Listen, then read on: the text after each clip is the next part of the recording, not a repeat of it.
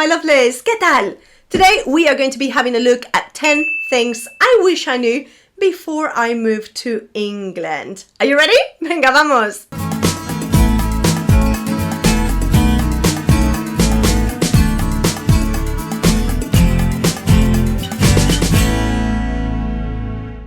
La primera, number one, is honestly really frustrating for anybody that moves not only to England but anywhere in Europe. I think is pretty much the same. In Spain it's the same, if not worse. And that is that in order to get a bank account, you need a proof of address. But in order to get an address, in order to be able to rent out an apartment or a house, you need a bank account. What? I did a short about this and it went viral because a lot of people felt it was very relatable to them, I believe. Some people shared some tricks. In my case, nobody would rent out an apartment for me unless I would pay 6 months in advance, all the deposit, etc. So that was quite annoying, but hey ho, it was the way to do it. Nowadays, you do have Airbnb, so people that are moving here have it a lot easier because you can rent out an Airbnb for like, let's say, a month, and you can give that as your address. And if the bank account still takes ages, I mean, even my phone took ages because I didn't have the bank account, the proof of address that they wanted. They normally ask for 3 different bills. It's quite the process, guys. So you can just go for Monzo. You can open a Monzo bank account, dead easy, everyone can do that, and you can pay with that without paying many fees. You can transfer the money from your own country in there. In fact, that's what I do when I go to Spain, actually. I use my Monzo card. So yeah, there's tricks. Hay truquitos para que te ayuden. Number 2. Same way, you need to get your proof of address and your bank account as quickly as possible. You also need to get your NIN, National Insurance Number, because you will be asked for that for everything. You will be asked for that when you're applying for jobs, etc. So make sure that you start the process as soon as you can, really. As soon as I had my address, I went to a job center, I think it was, and I got my national insurance number already in the process. It took a few months to arrive, but finally it arrived. In the same way, make sure that you get your NHS number. So step number 2 would be get your NIN, National Insurance Number, and your NHS number as soon as you can so you can register with your local GP just in case something happens. As you know, in Spain we've got free healthcare, so do we in England, luckily the NHS, but it is essential that you are in the system and that you've got everything pretty much ready to go should you need to use it. Reality check. This is England, and people warned me, the weather is not great, Patry. This is not Spain. Esto no es España. El tiempo, da da da da da. However, nobody, and when I say nobody, I really mean nobody, could have prepared me for Los Inviernos, the winters. Coming from Spain, guys, I can only describe the winters in England as Mordor. Okay, if you watch The Lord of the Rings, that's the most similar thing. And English people might be thinking, oh, she's exaggerating. It is truly awful. Winters are truly awful. The only nice thing about winters is Christmas, and you know, when it snows, it's really pretty, the coziness of the fireplace. That's really cool. I love a Christmas in England. I love a snowy day. However, most of the time, the reality is that your life finishes at 4 p.m. and that you live to work because there's no light. There's barely any light, and the only light hours that you get are through the working day, and you'd be lucky if you get sunny days. During the winter, it's really grey skies, and that's why so many people fall into depression. I take vitamins, vitamin D, vitamin C, because of the lack of sun. Solutions to this: get yourself a really good social life. Even if you're just going to the pub or if you're meeting people here and there, it helps so much. Having some plans and not staying locked in the house. Having some plans and not going from work to the house to work. You need plans even during the week. I know that's not very British, but if you can get that going, that will really help you. In London, it's a lot easier to get that kind of after work life. In a village like the one I live in, it's a lot more difficult. Get yourself some vitamin D for sure. Vitamin D supplements do help. And get yourself a sat lamp. Even though with all those things, I feel that I'm a complete different person. I have 2 different personalities. Patry summertime and Patry wintertime. Patry wintertime England, she's no fun. You don't want to be around her that much. It is really truly depressing winters here. Número 4, number 4. In England, you might see some sunshine when you wake up. And you might be thinking, ooh, I just need a t-shirt, I don't need a brolly, an umbrella, I'm good to go. Error, amigo. Mistake, my friend. Do not trust the weather. Whatever it's saying at the moment can change, and that can change so many times throughout the day. In England, you can truly get 4 seasons in a day. I like that. A mí eso me gusta, because that means that if I've had some days that it was my birthday, we were planning a barbecue, and it was pouring down. It was raining so much. Estaba lloviendo a mares, and I thought we're gonna have to cancel. No. Just before the barbecue, cleared up, clear skies, sunny weather for the rest of the evening. So you never know what you're gonna get, but be ready. Tips for that? Layers. Layers are always your best friend. I'm always wearing like 3 different t-shirts, different kind of outwear clothing, coats, raincoats. Be ready for whatever might come. And of course, the umbrella. By the way, I don't know if I've mentioned it, I've been talking a lot about the rain, the gloomy weather, the typical English weather. When we get sunny days in England and when it's hot in England, it's next level hot. I mean, I'm from Madrid, Spain. I spent all my summers in 40-degree heat. Oh, Dios mío. El calor aquí es insoportable. Heat here is absolutely insupportable. Why? Because it's an island, the humidity, it just makes it really sticky and disgusting. And this country does not have aircon. We are not prepared for the heat, really. We had to buy a portable aircon at home because last year it was impossible to sleep. So bear that in mind for the future. Número 5. Los horarios. Timetables. Coming from Spain, this was a real shock to me, especially when it comes to eating. In Spain, I know we're one of a kind. We're used to doing everything really late. Okay, so we would eat at like between 2 and 3, then have dinner at like 10, 9, sometimes even 11 if you're going out. Okay, we eat very, very, very late. And we have different traditions in terms of eating. Our lunch is very big. And over here, I was very confused, and I still am very confused. I still do not know what to expect in terms of when I'm eating, which makes me extremely anxious because I need to know when I'm eating, okay? So the timetables are something to definitely take into account. When do we eat? When do we meet up? Tea time, what does that mean when somebody tells me, should we meet up for tea time? Okay, what time is tea time? And do you mean we're having tea as in the drink, we're having an afternoon tea, or are we having a dinner? Because sometimes in some parts of the country, when they say we're meeting up for tea, that means we are having dinner, not tea. What? Oh no, my confusing British life. Welcome. Something that really shocked me, especially coming from a big city like Madrid, was número 6, la basura. The bin or the rubbish. In Madrid, la basura se recoge todos los días. People come and collect the rubbish every single day. Los basureros, the bin men.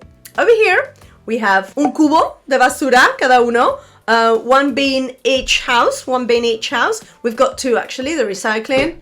Well, we actually have 3, but anyway, that's not the point. Dos cubos de basura, el de reciclaje, the recycling one, and the normal one. And they get collected once every 2 weeks. So have that in mind, because sometimes when you have a fiesta, when you have a party, and you've got too many things to throw away, they are going to stay there until bin day. And that's the first thing you want to know when you move into a new neighborhood, by the way.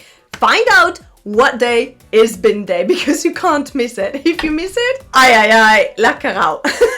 As we say in Spanish. No se te olvide el día de la basura, porque vamos. Número 7, number 7. You alright?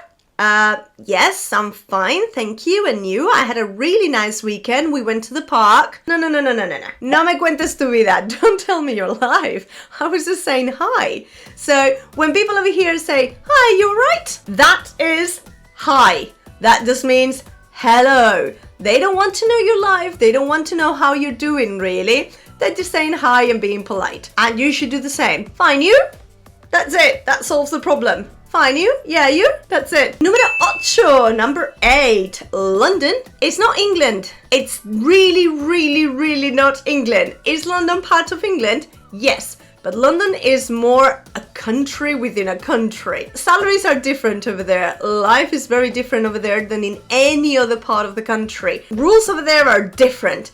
People are different. The way you socialize, the way you behave, the way you even walk around the city. It is very, very different to any other cities in England. I consider London like a little island within the island. And when I go there, I know I'm going to London and I know that rules change over there. So if you're planning on living in London and that's your destination, you need to look properly into what that entails. Especially, are you going to be getting paid enough to pay for the whole thing?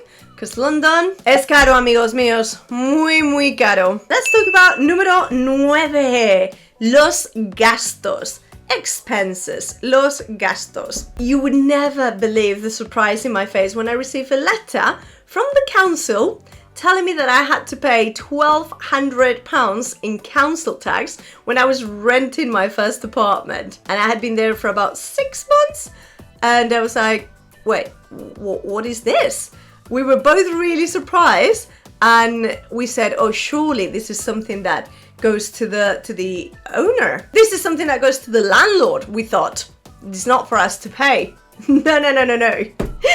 We had to pay it. Of course we had to pay it, but we had no idea that was part of the deal of living in England. You have got the council tax, every house has it, and if you're renting a house here, even if you don't own the property, you must pay the council tax. It was a nasty surprise. Oh, Dios mío. And that takes me to my last point. El último, pero no menos importante. Last but not least, number 10, número 10, las casas.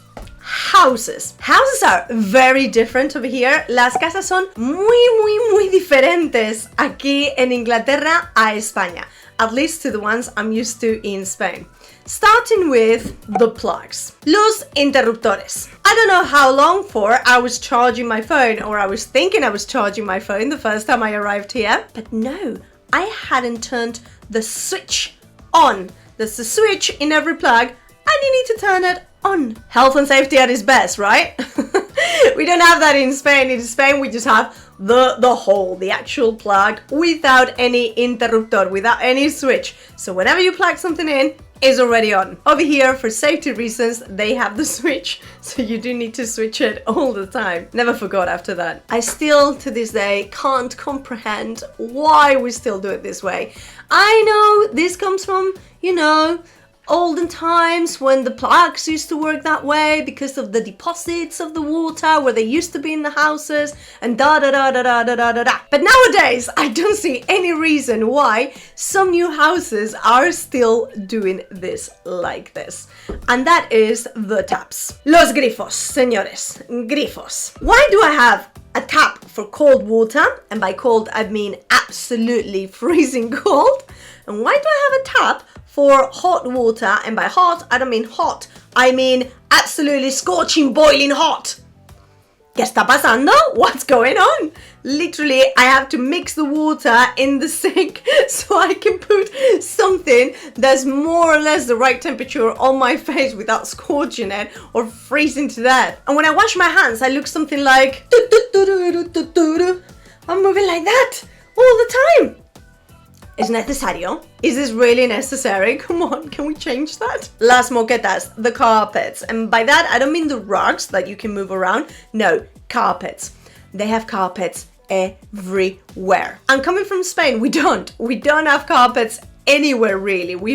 Our houses are all ceramic floor or wooden floors. And this is because of the temperature. And I get it. It's nice to walk on nice floors, carpet floors, when it's freezing cold outside, but it's really difficult to keep it clean. And of course, that leads to a tradition of whenever you're walking in the house, you take your shoes off immediately. Absolutely immediately. It's a sign of disrespect if you don't. And I was never used to that in Spain, but over here, of course, if you walk in with your shoes on, you are gonna get everything muddy, most likely. So we've spoken about the plugs, the taps, los enchufes, los grifos, las alfombras. By the way, I still see some houses that have got alfombra, carpet, in the bathroom. Are you for real? Por favor, pero se nos está yendo la olla. ¿Alfombra en el baño? ¿Moqueta en el baño? ¿Estamos locos? Are we crazy? If you rent out a house, make sure that it doesn't have a carpet in the bathroom. And of course, things that you can't miss in a house are a kettle, okay? Una tetera eléctrica, a kettle. Now, I've never seen this in Spain before. Now I'm beginning to see a lot more of them. But before I came here, I was like, what is that? It's a kettle and it's much needed. Because guess what? In England, you are drinking tea all day long.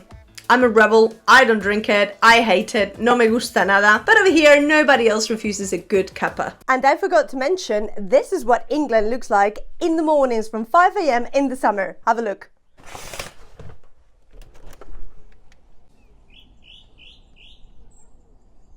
I know, today's a particularly sunny day, but in the summertime, you get sunshine, you get the light from 5 a.m. till 10 p.m. at night. So especially if you're Spanish, you're used to our persianas. Estamos acostumbrados a dormir con persianas.